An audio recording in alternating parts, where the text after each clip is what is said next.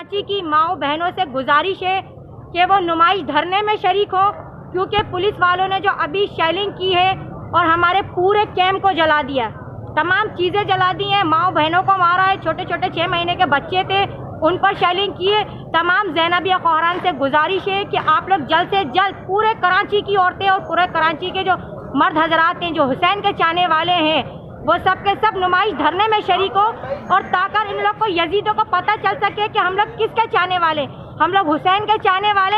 आप लोगों से गुजारिश है कि जल्द से जल्द यहाँ शरीक करें। मैं नुमाइश धरने में मुसलसल 7 दिन से हूँ।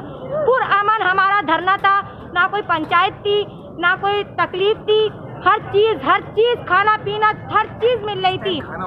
जिस टाइम खाना हो रहा था इन लोगों ने, हरामियों ने शेलिंग करी, यजीद के बच्चों ने शेलिंग करी, इनको शर्म नहीं आई।